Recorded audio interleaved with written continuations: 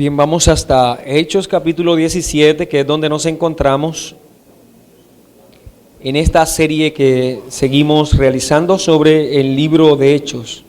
Capítulo 17. Permítame leer un pasaje para anclar este sermón.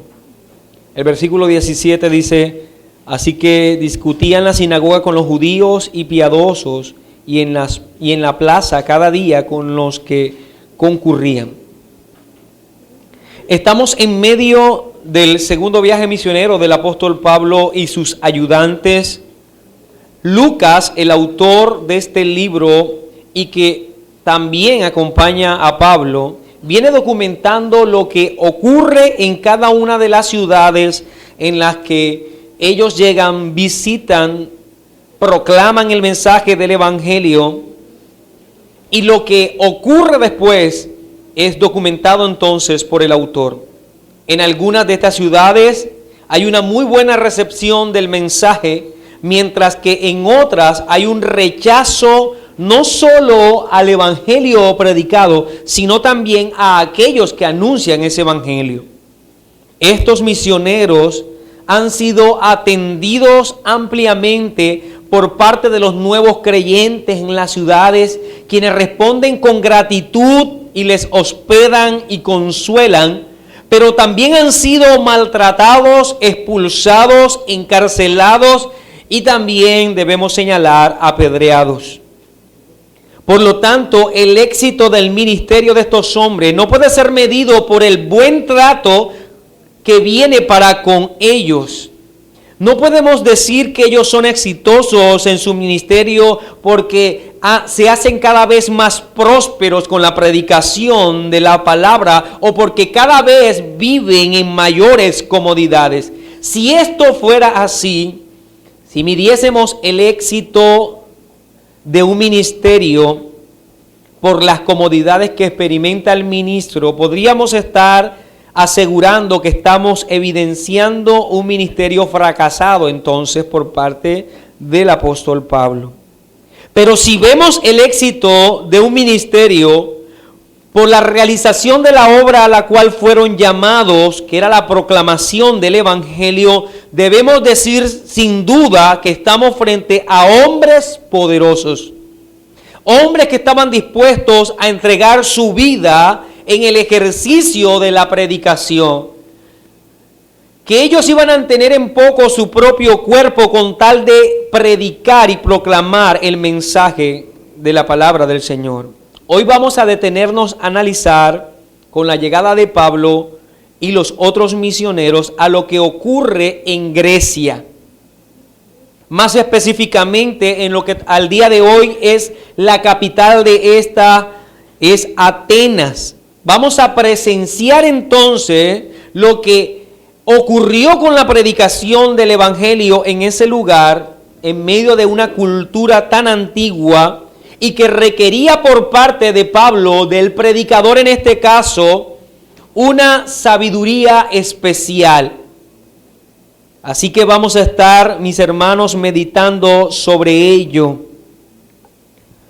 Permítame recordar algo, y es que la civilización griega data a mediados de 1200 años antes de Cristo, y su impacto aún el día de hoy no se ha terminado de medir. Los aportes de la civilización griega a la cultura y más específicamente a la nuestra son muchos. Podríamos señalar en las ciencias, el arte, la filosofía, el deporte, la política. Todos estos aportes están documentados en los libros de historia. A ellos les debemos el concepto de democracia que aplicamos en nuestro país, que es el gobierno del pueblo. Ciudades como Atenas fueron la cuna de grandes pensadores, filósofos, matemáticos, estadistas, cuyos pensamientos todavía son empleados hasta el día de hoy. Este era, sin lugar a dudas, un lugar en donde se respiraba conocimiento, en donde se respiraba intelectualismo. Grandes escuelas, universidades habían en Atenas, dedicadas al arte, la filosofía, la oratoria. Así que era un ambiente muy académico.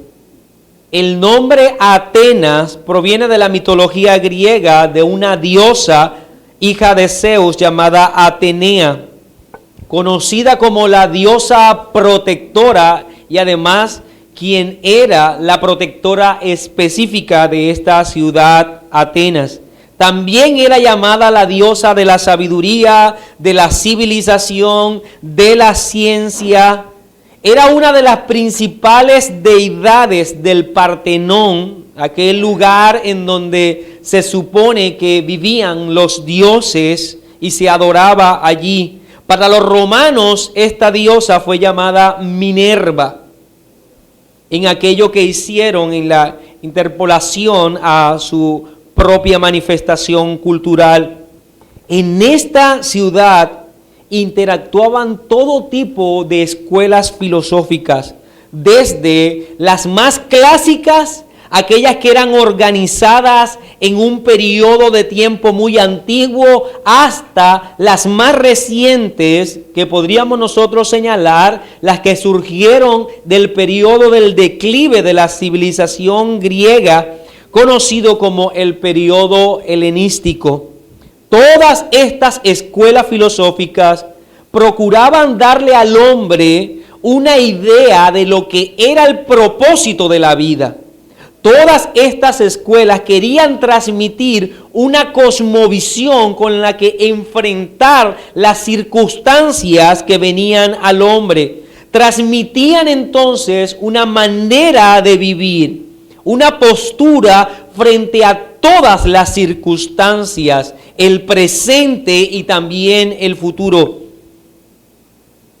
Aunque la edad de oro de Grecia ya había sido dejado atrás, en realidad los pensamientos filosóficos nunca decayeron. Podríamos incluso asegurar que siguen presentes en nuestros días.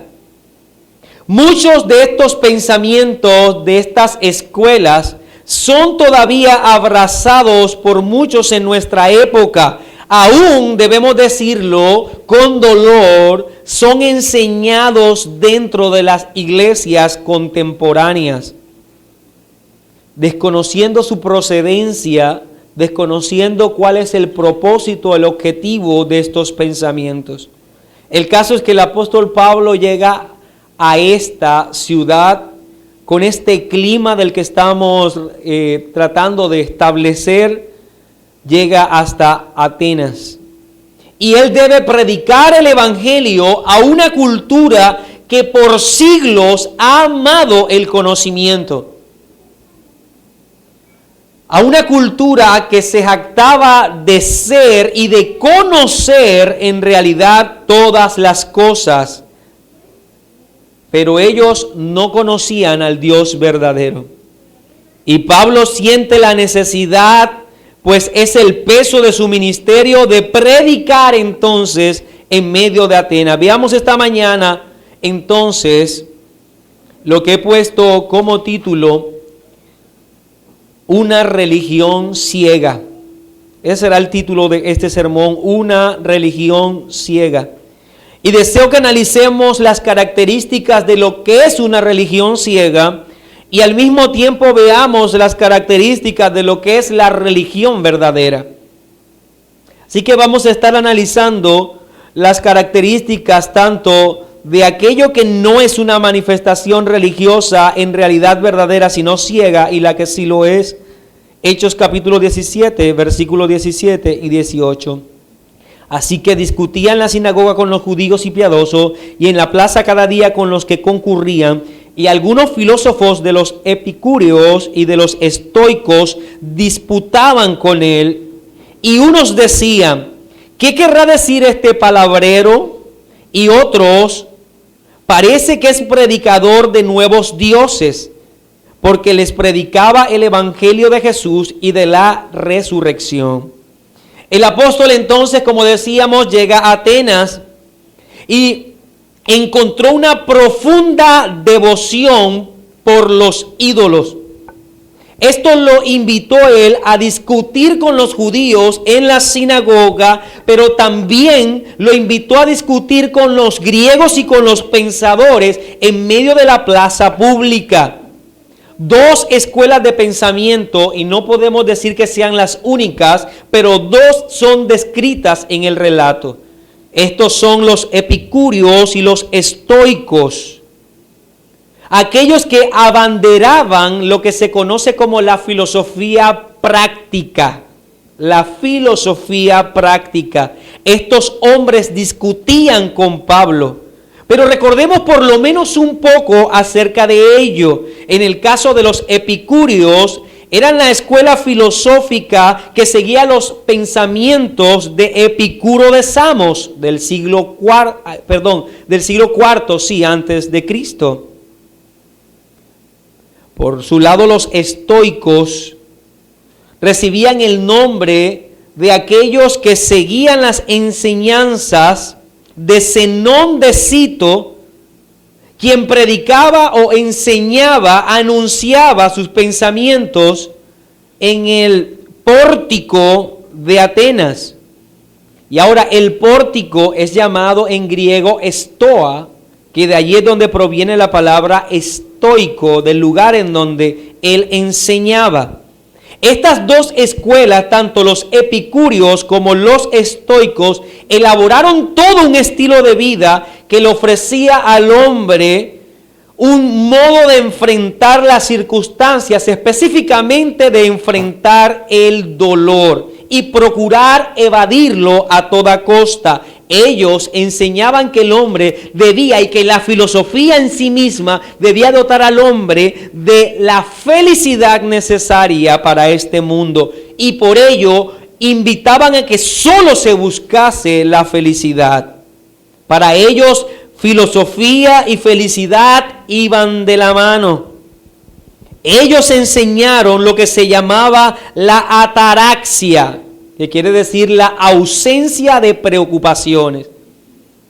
Si no puedes solucionar algo, no te preocupes. Si tienes solución, no te preocupes.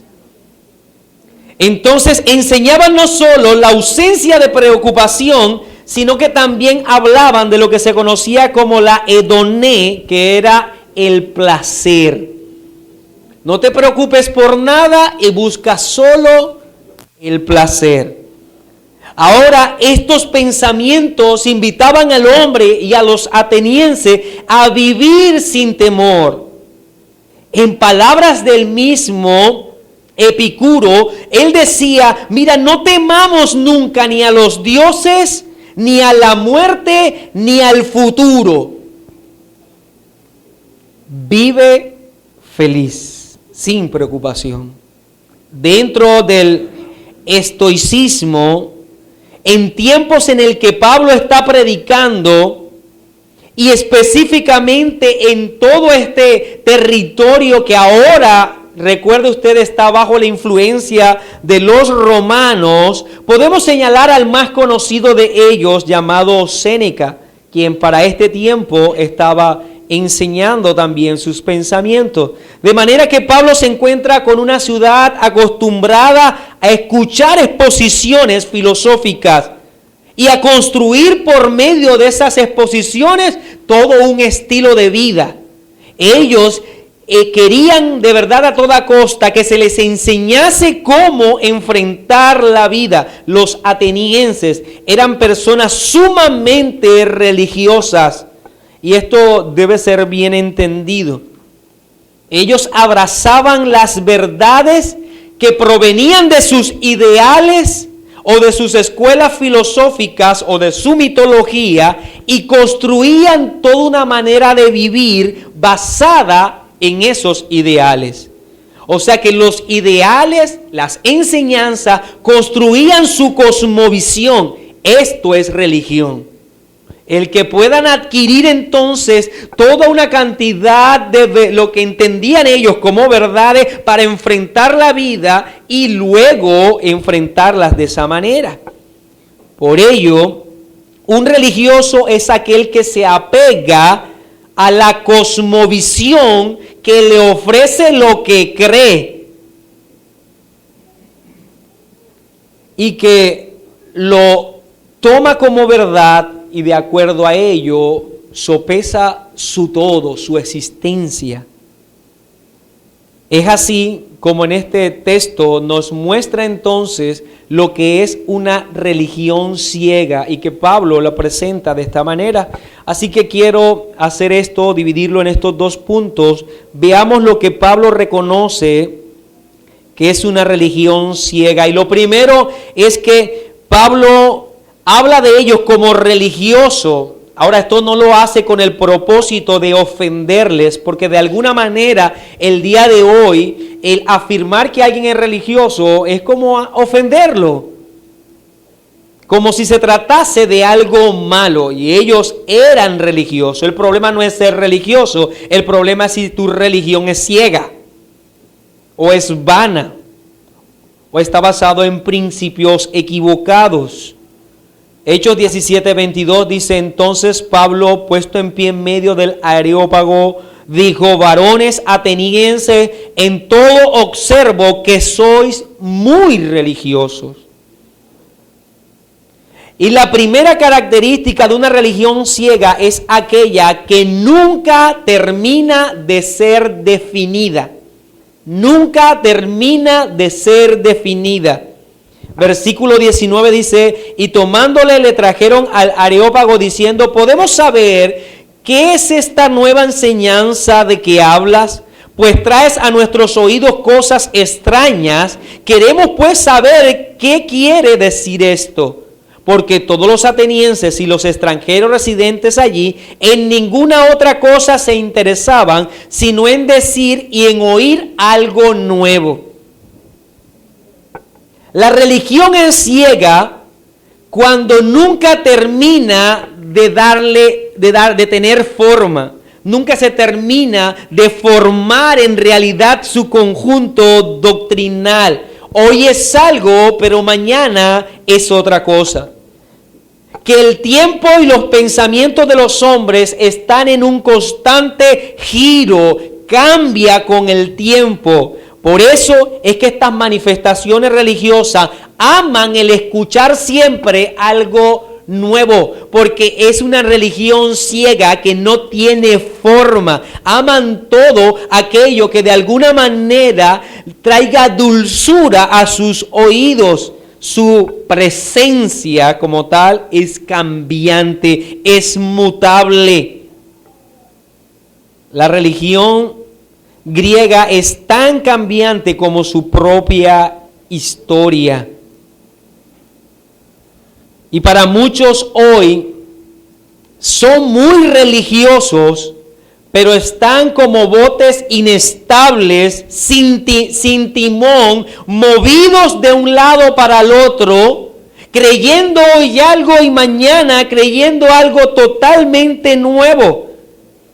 Y que viene a ser entonces una religión ciega porque nunca termina de tener forma, sino que viaja según las invenciones de los hombres. Pablo le escribe a Éfeso, en Éfeso 4:14, para que ya no seáis niños fluctuantes, llevados por donde quiera de todo viento de doctrina, por estratagema de hombres, que para engañar emplea con astucia las artimañas del error. Entonces podemos reconocer una religión ciega cuando ella nunca termina de tener una forma definida. Número 2. Una religión ciega se reconoce pues adora en desconocimiento. Adora en desconocimiento. Versículos 22 y 23, entonces Pablo, puesto en pie en medio del Areópago, dijo: varones atenienses, en todo observo que sois muy religiosos, porque pasando y mirando vuestros santuarios, hallé también un altar en el cual estaba esta inscripción: al Dios no conocido. Al que vosotros adoráis, pues sin conocerle, es a quien yo os anuncio. Este texto nos deja ver mucho del pensamiento religioso ateniense. Eran tan religiosos y al mismo tiempo tan ignorantes. Y ser religioso y ser ignorante necesariamente es redundar en el error. Algunos historiadores cuentan que ellos dejaban ir cabras para que donde quiera que una cabra empezara a pastar, allí en el lugar en donde estuviese la cabra, levantaban un altar. Decían, aquí debemos ofrecer sacrificio, algún Dios debe quererlo así. Y el propósito para hacerlo de esta manera es que no querían ofender a un Dios que quizás no conocían. Y podemos advertir que muchas manifestaciones religiosas el día de hoy parten del desconocimiento. Pero ¿cómo podemos adorar a uno que no conocemos? La realidad entonces es que todo lo que nosotros entendamos como adoración, si parte del desconocimiento, no es otra cosa sino una equivocación. Romanos 1, 19 y 20, del 19 en adelante, dice, porque lo que de Dios se conoce le es manifiesto, pues Dios se lo manifestó. Porque las cosas invisibles de Él, su eterno poder y deidad, se hacen claramente visibles desde la creación del mundo, siendo entendidas por medio de las cosas hechas, de modo que no tienen excusa. Pues habiendo conocido a Dios, no le glorificaron como a Dios, ni le dieron gracias, sino que se envanecieron en su razonamiento, y su necio corazón fue entenebrecido, profesando ser sabios, se hicieron necios. Pablo demuestra a los romanos que la adoración parte del conocimiento de Dios. Y si el hombre es juzgado es porque Dios se ha hecho conocible por medio de la creación. Y aún así el hombre pretende adorar ídolos antes que a su creador. Es por eso que toda religión que desconozca al Dios verdadero es una clara idolatría. Es una fe ciega, es una religión ciega que pretende adorar sin conocer. Me temo y debemos dar muchas gracias a Dios porque muchos de nosotros cantábamos, orábamos a un Dios que no conocíamos. Y la mayoría de esas adoraciones, cantos y oraciones en realidad no estaban dirigidas a el Dios de la Escritura. Estaban dirigidas a nosotros mismos. Éramos idólatras. Aunque nuestra intención quizás podía ser adorar, pero le desconocíamos. Y en ese desconocimiento caíamos en idolatría y construíamos lo que nosotros creíamos debía ser nuestro Dios. Esta es la razón por la que Pablo, a pesar de reconocer que son religiosos, en realidad señala que son ciegos, que es una religión ciega. El versículo 27 dice, para que busquen a Dios, si en alguna manera palpando puedan hallarle, aunque ciertamente no está lejos de cada uno de nosotros. Como el ciego debe palpar para hacerse una idea de su entorno, así es aquel que pretende adorar a Dios sin el conocimiento. Que pretende venir ante un Dios soberano sin saber que Él es soberano. Que sus oraciones y su adoración pueden ser incluso una afrenta a la misma soberanía de ese Dios. Jeremías 9:23 dice, así dijo Jehová, no se alabe el sabio en su sabiduría, ni en su valentía se alabe el valiente, ni el rico se alabe en su riqueza, mas alábese en esto el que se hubiere de alabar, en entenderme y conocerme, que yo soy Jehová, que hago misericordia, juicio, justicia en la tierra, porque estas cosas quiero, dice Jehová. Una religión ciega pretende adorar sola, sin conocimiento. Solo adora por el hecho de sentirse bien adorando, no por reconocer a ese ser que está adorando. Por boca del profeta Dios hablaba de la gran necesidad que todos tenemos de conocerle, porque sólo así podemos tener una correcta religión. Bien, una religión es ciega, tercer punto, porque ella es en esencia hedonista. Ella es en esencia hedonista.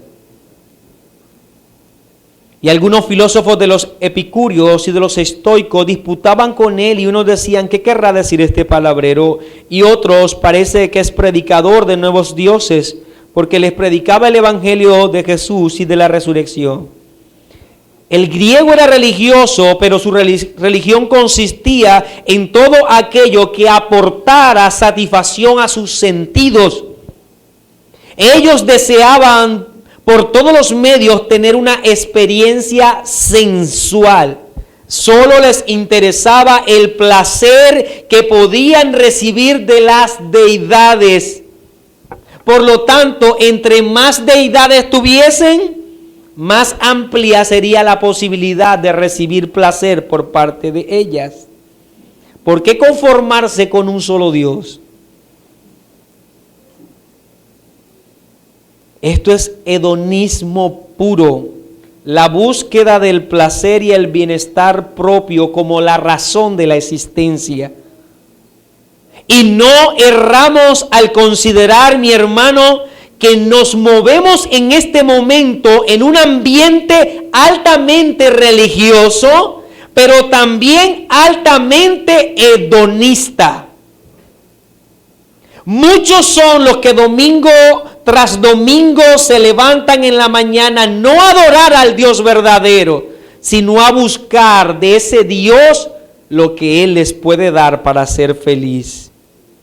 El hombre entonces se esmera, es disciplinado, es religioso, pero todo lo hace para de alguna manera acercarse a ese Dios y que Él le otorgue algo. Ciñe sus acciones desde la óptica con que mira el mundo, y parte de esa sobreestimación y desespero por ser beneficiado y sentir placer de todo lo que le rodea, aún de un Dios mismo, no importa cómo se llame, así le desconozca. ¿Cuántos no van a las iglesias no por en realidad conocer a Dios, sino por recibir de Dios? Y lastimosamente, estos lugares que se dicen llamar iglesia, exhiben entonces pasacalles diciendo, ven y recibe. Ven y recibe. Invitando al corazón hedonista de nuestros días a ver a Dios como lo veían los atenienses. Acercarnos a Él solo para ver qué nos puede dar. Oraciones que solo procuran experimentar placer. Cantos que van encaminados solo al goce y al disfrute del momento. Predicaciones que serán señaladas como buenas solo si acrecientan nuestra confianza y amor propio. Todo debe girar en torno ¿a qué? Al hombre y a la necesidad que él tiene de satisfacer ese impulso hambriento de verdad, de placer, de felicidad. Por ello no se habla de obediencia, no se habla de mortificación, no se habla de renunciar al mundo. Todo lo contrario, solo se invita a que el hombre venga, se siente y disfrute que Dios le servirá. Eso es una religión ciega. Una religión ciega. Y por eso es que la Escritura habla específicamente de que señalaba al pueblo de Israel cada vez que quería acercarse a Dios para sacar de él algo de provecho. Dios mismo le llamaba ramera, porque solo se estaba acercando a él procurando recibir algo. Los atenienses llevaron rápidamente a Pablo a un lugar donde escuchaban a los pensadores de la época llamado el Areópago. Allí donde iban los grandes a debatir. Ellos tenían en realidad un comezón de oír algo nuevo. Pablo venía a hablar de otros dioses, otro Dios que podía producir también placer, así que había que escucharlo. Este Dios y su doctrina podría traer algo nuevo para sus vidas. Las palabras del apóstol Pablo en medio del Areópago son uno de esos maravillosos discursos que están allí registrados en el libro de Hechos y que debemos nosotros agradecer y apreciar. Ya Lucas nos describió cómo Pablo en forma gloriosa predicó en medio de los judíos.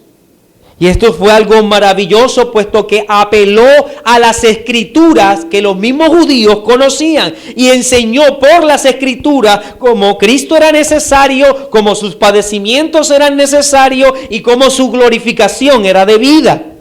Pero ahora Pablo no está en medio de los judíos. No podrá partir de verdades ya aceptadas como bíblicas, porque estos eran hombres con mucho conocimiento, pero también a su lado con mucha ignorancia de la Escritura. Él debía exponer el Evangelio en medio de un pueblo erudito y al mismo tiempo ignorante. Y no hay nada más difícil que tratar de predicarle a un intelectual ignorante de la Escritura. Tratar de convencer a uno que cree que lo sabe todo y al mismo tiempo no conoce nunca nada de Dios es muy difícil. Pero Pablo entonces emprende en medio del Areópago esta predicación, mi hermano, que de verdad, si nosotros nos detenemos a analizar, es algo sumamente maravilloso. Ahora Pablo presenta un patrón totalmente distinto de predicación a lo que había hecho antes. Ahora estaba en medio de filósofos, aquellos que emergieron entonces en el tiempo.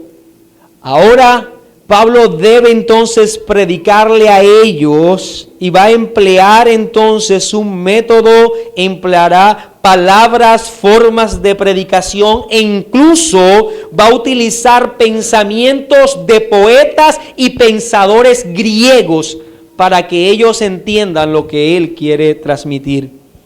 El discurso de Pablo de ninguna manera pretende anular las verdades del mensaje del Evangelio. Él simplemente entiende que está en medio de un círculo académico, pero las verdades del Evangelio siguen intactas allí, claras, y las comunicará en forma también clara. Podríamos nosotros también advertir algo en una forma en cuanto a esta predicación de Pablo. Y es que siguen un patrón. Es como si él presentara toda una teología sistemática, doctrina al lado de la otra doctrina, unida en una forma maravillosa. Por ello, voy a pasar al segundo punto, entonces, lo que sí es una religión verdadera, la religión verdadera. Leamos Hechos 17, lo que sería la predicación entonces de Pablo. Del 24 en adelante, el Dios que hizo el mundo y todas las cosas que en él hay, siendo Señor del cielo y de la tierra, no habita en templos hechos por manos humanas, ni es honrado por manos de hombre como si necesitase algo, pues Él es quien da a todos vida y aliento y todas las cosas.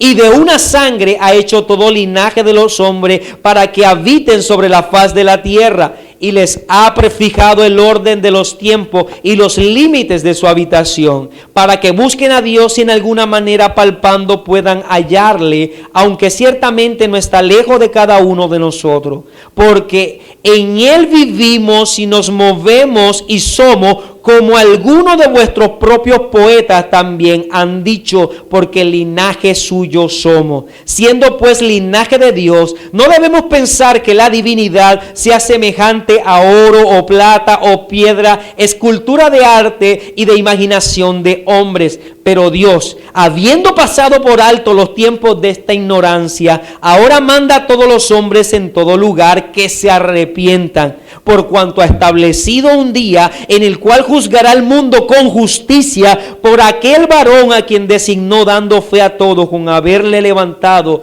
de los muertos. Wow. Pablo predica, mi hermano, y enseña que una verdadera y la verdadera religión parte, número uno, del conocimiento del único Dios verdadero.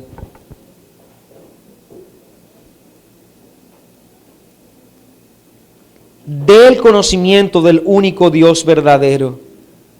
Al Dios no conocido encontró él. Lo primero que podemos apreciar es que el discurso de Pablo, él resalta la necesidad que tienen los atenienses del conocimiento, pero del conocimiento de Dios. La inscripción en el altar fue tomada por Pablo como la señal de la más grande de las ignorancias que tenía Atenas. Ellos podían haber sido versados en ciencia, en artes, en políticas, aún en la construcción de pensamientos moralistas que promovían el bienestar, pero desconocían a Dios. Por ello, todo ese conocimiento estaría dirigido o apuntado solo hacia el criterio de sus propios fines, de su propio corazón engañoso. Pablo lanzará una expresión que a los oídos de los atenienses debía sonar como algo hermoso, como una hermosa melodía. Aquel que ustedes desconocen, yo les vengo a anunciar. Así que de antemano, todo el que estaba allí, epicúreos, estoicos y todas las otras corrientes filosóficas, debían quedar atónitos. Vienes a enseñarnos algo que en nuestros 1200 años de historia no hemos escuchado. El apóstol claramente sabe que lo primero que ellos deben escuchar es acerca de Dios, conocer a Dios. Por ello describirá verdades, aunque son bíblicas, él no las cita como bíblicas, porque recuerda, está hablándole ¿a quién? A filósofos griegos que no tenían a la Biblia como autoridad, así que él tomará la Biblia como autoridad, aunque no la cita como ocurría en el caso de los judíos. Exaltará las virtudes gloriosas de Dios. Aquí vamos a ver en este primer bloque doctrinal lo que se conoce como una teología propia. Pablo va a describir atributos de Dios. Y él dice que ellos deben conocer esos atributos. ¿Cómo adorar a un Dios que no conocen? Deben reconocer, número uno, que Dios es el creador de todo. Pablo inicia su descripción citando Isaías 42, aunque no aparece en forma explícita. Habla del maravilloso poder de Dios en la creación. Ahora, algo que es sumamente interesante es que el término que se emplea para hablar de Dios como creador es el término cosmos. Cosmos. Haciendo énfasis en que no solamente se trataba de que Dios inició la chispa de la vida y luego se retiró. Cuando habla de cosmo, quiere decir, y de hecho cosmo traduce algo que es embellecido en detalle. Recuerde que de allí es donde viene la palabra cosmético. Algo que se procura embellecer. Por lo tanto, Pablo está diciendo, este Dios no es un Dios simplemente que hizo algo y lo dejó tirado o que inició el proceso de vida, sino que en realidad embelleció todo. Todo lo que ustedes ven ateniense ha sido hecho por el diseño inteligente y cuidadoso de Dios, tanto como el de una mujer que se sienta a maquillarse. No es que solo Dios permitió la vida, sino que la creó en forma detallada. Hubo una intención, una inteligencia en ello. Esto, mi hermano, acabaría con grandes discusiones filosóficas en que para este entonces, todavía ya llegando al ocaso de la cultura griega, todavía se estaban diciendo de dónde y cómo se había creado todas las cosas, de los fenómenos naturales, de deidades mismas. Aquí Pablo da una respuesta: Dios lo ha creado todo. Pero sigue diciendo, no solo ha creado todo, número 2, es soberano sobre todo. Es muy distante entonces este Dios que está presentando Pablo a los dioses que adoraban los atenienses. Esos dioses que eran adorados según sus antojos. Este Dios los creó todo, hizo todo y gobierna todo lo creado. Ejerce señorío sobre todas sus criaturas.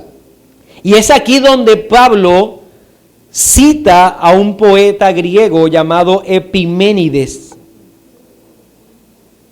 Este poeta no sabía lo que estaba diciendo, pero dijo algo.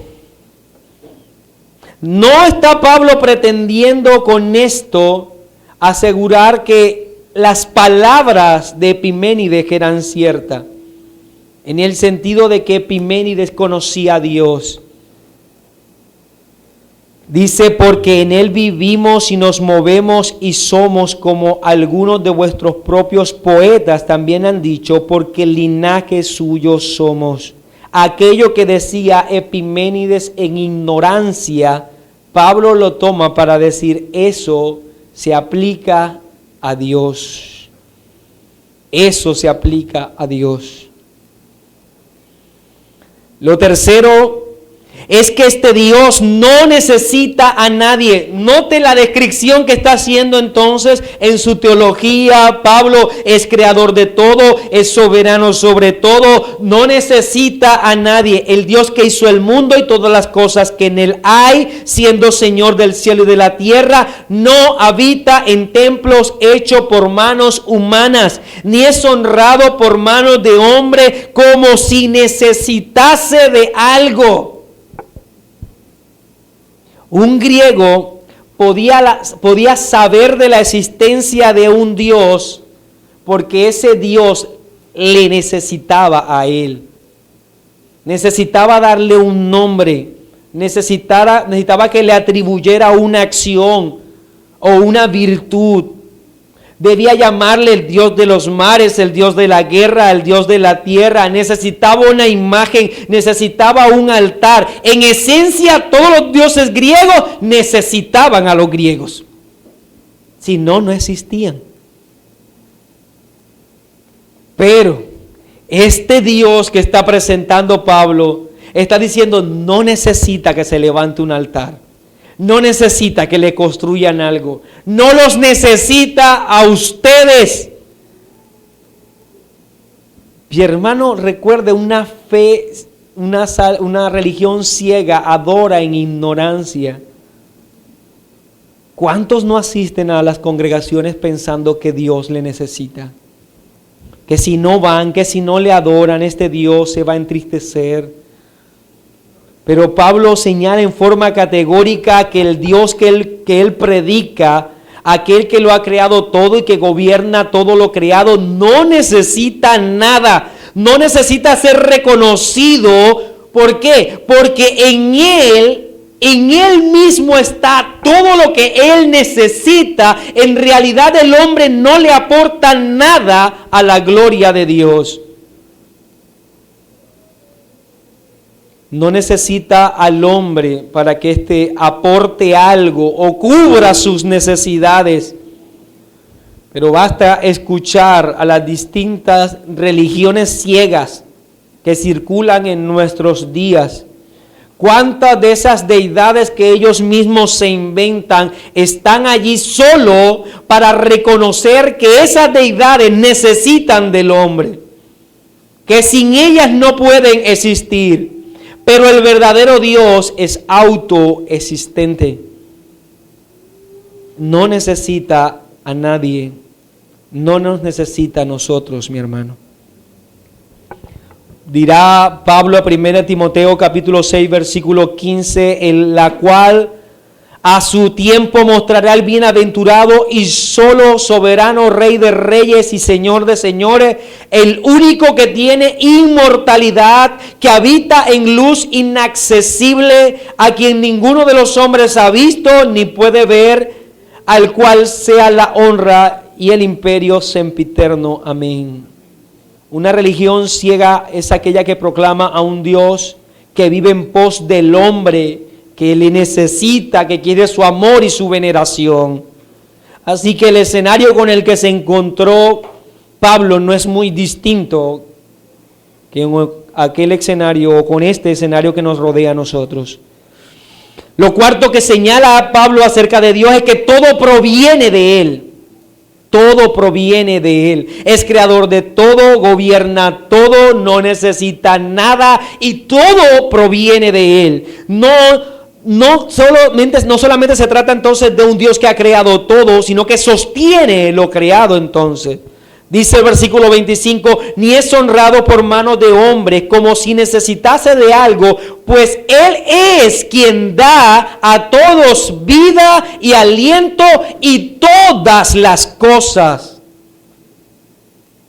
Él es el que da todas las cosas. Y la verdadera religión es aquella que proviene del conocimiento de Dios, que es el creador de todo, que gobierna todo, que no necesita nada y que todos nosotros le necesitamos a Él. Y que nada de lo que tenemos es sin Él. Que si respiramos el día de hoy es porque Él nos lo ha dado en su gracia infinita. Que no hay algo que nosotros podamos padecer o que podamos disfrutar que no provenga de Él. Toda buena dádiva y todo don perfecto proviene de Él, mi hermano. Es de Él y solo de Él. De manera que aquí Pablo va a reconocer y hará una hermosa presentación de quién es Dios, como diciendo, conózcanlo, este es Dios. Pero no solamente parte la verdadera religión del conocimiento de un Dios verdadero, sino que también de un entendimiento adecuado de quiénes somos nosotros. Pablo deja, digamos, su teología propia allá y da un paso a una antropología, hablar del hombre.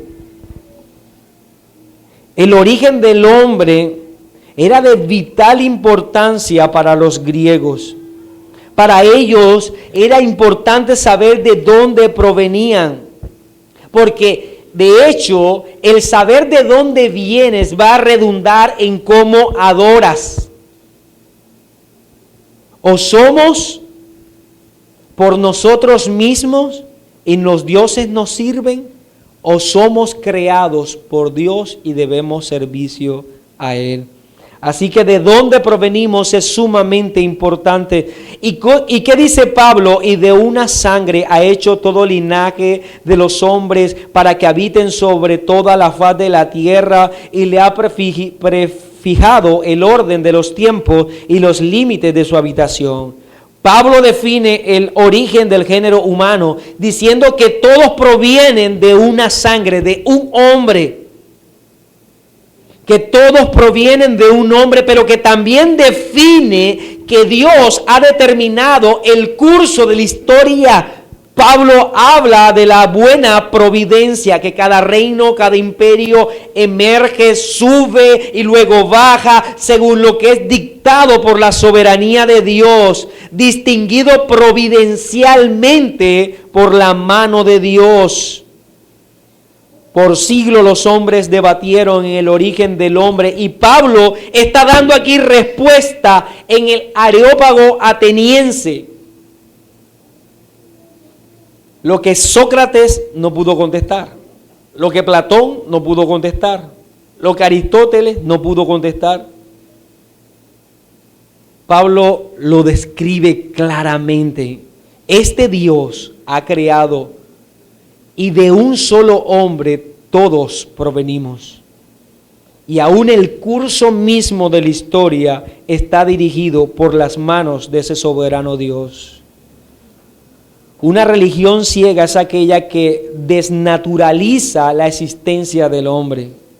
Pero la verdadera religión reconoce que somos criaturas de Dios y que le debemos servir a Él y solo a Él. Invita al hombre a que se postre y adore a su Creador. Eso es la verdadera religión. Pero la verdadera religión también, tercer punto, señala la necesidad del hombre de acercarse a ese Dios en arrepentimiento. Señala la necesidad del hombre de acercarse a Dios en arrepentimiento. Dice, para que busquen a Dios y en alguna manera palpando puedan hallarle, aunque ciertamente no está lejos de cada uno de nosotros, porque en Él vivimos y nos movemos y somos, como algunos de vuestros propios poetas también han dicho, porque el linaje suyo somos. Siendo pues linaje de Dios, no debemos pensar que la divinidad sea semejante a oro, plata o piedra, escultura de arte y de imaginación de hombre. Pero Dios, habiendo pasado por alto los tiempos de esta ignorancia, ahora manda a todos los hombres en todo lugar que se arrepientan. Luego de hablar de Dios, luego de hablar del hombre y cómo el hombre es creado por ese Dios, ahora Pablo pasa a tratar el tema de la salvación. La salvación, la realización misma de la existencia. En este momento, todos los que estaban frente a la discusión de Pablo, recuerden, estaban abrazando una de las escuelas en la que invitaban a despreocuparse del mañana y solo buscar el placer. Pero ahora Pablo está diciendo que se deben preocupar. Que se deben preocupar por venir delante de ese Dios que ya ha explicado y arrepentirse por su condición. Pablo les señala como pecadores a los estoicos, a los epicúreos. Y les dice que deben acercarse a Dios en arrepentimiento, en preocupación por su actuar. No en la búsqueda de placer como invitaban ellos, sino en preocupación por su pecado ante Dios. Ahora cualquiera de ellos podía decir, bueno, pero hasta ahora es que tú apareces, Pablo. Todo lo demás, todo lo vivido, desconocíamos esto. Y Pablo contesta, en efecto, Dios ha pasado por alto los tiempos de la ignorancia. ¿Ve usted lo que está sucediendo, mi hermano? En el Areópago, el lugar en donde estaban los más grandes y estaban en pie los más grandes pensadores, a los atenienses, a la capital de la cultura griega, donde estaba toda su historia, toda su filosofía. A ellos les dice, mire, Dios está pasando por alto toda la ignorancia que ustedes tienen. Son unos ignorantes. Han ignorado todo este tiempo, pero Dios ha pasado por alto esa ignorancia. Y ahora, en este momento, les dice que se arrepientan. La religión verdadera entonces último punto, advierte de las últimas cosas. No solo llama al arrepentimiento, sino que advierte de las últimas cosas. Y aquí entonces nuevamente Pablo da un paso más en la construcción de una maravillosa teología, enseñando entonces la escatología o la doctrina de las últimas cosas. Por cuanto ha establecido un día en el cual juzgará al mundo con justicia por aquel varón a quien designó, dando fe a todos con haberle levantado de los muertos. Pablo ha señalado ahora: Dios es creador, gobierna y sustenta todo lo creado, no necesita al hombre, pero el hombre le necesita a él. El hombre tiene que acercarse a él en arrepentimiento. La humanidad le debe todo a él y él no le debe nada a nadie. Demanda que se arrepienta. Y ahora dice, ese Dios es juez y ha determinado un día en el que juzgará al mundo con justicia. A los que obedecen este llamado serán liberados del castigo. El Salmo 9 es citado aquí sin lugar a dudas. Él juzgará al mundo con justicia y los pueblos con rectitud. Una religión ciega es aquella que no mira más allá del aquí y el ahora. Y eso era en esencia el pensamiento de los atenienses. Solo importa el ahora, el aquí, el cómo disfrutar. Mi hermano, aquellos lugares, aquellas religiones en las que señalan desde los púlpitos, busca el placer, busca tu realización, ignorando el mañana, ignorando que estaremos delante del trono de Dios y que Él juzgará todas nuestras acciones, es una religión ciega. La verdadera religión advierte al hombre que dará cuenta de todos sus pensamientos. Y Pablo exalta a aquel que será el varón que juzgará a todos los hombres, y que ese Dios todopoderoso ha designado a ese varón, levantándole ya de la muerte. Él es el Señor, y ante Él toda rodilla se doblará. Por eso, una religión que no reconoce el señorío de Cristo es una religión ciega. Aunque invite a buenas acciones, aunque invite a una vida tranquila y de beneficio para otros, todo y la verdadera religión apunta a Cristo, a su señorío y a que Él juzgará. El fin de los atenienses fue que después de esta hermosa predicación, la mayoría siguieron en su ignorancia. No nos dice la Escritura que hubo iglesia allí. Solo un poco, dice el texto, escucharon. Y con ello termino leyendo el pasaje del versículo 32. Pero cuando oyeron lo de la resurrección de los muertos, toda una historia atrás en el que el cuerpo era lo malo y ellos debían añorar estar fuera del cuerpo, de aquello que era en esencia pecaminoso, y ahora Pablo viene a hablar de resurrección otra vez en el cuerpo. Pero cuando oyeron lo de la resurrección de los muertos, unos se burlaban y otros decían, ya te oiremos acerca de esto otra vez. Y así Pablo salió de en medio de ellos, mas algunos creyeron, juntándose con él, entre los cuales estaba Dionisio el Areopagita, una mujer llamada Damaris, y otros con ellos. El mensaje del Evangelio hará su labor siempre, mi hermano. Debemos dar gracias a Dios, porque nuestras manifestaciones religiosas no parten de la ignorancia. Él ha dejado su palabra para que nosotros le conozcamos y en el conocimiento que tengamos de Él, venir en una forma adecuada, reconociendo todas sus virtudes, reconociendo nuestra incapacidad, nuestra necesidad de nuestro Salvador y en Él, en su justicia, cobijarnos para seguir adorando a nuestro buen Dios.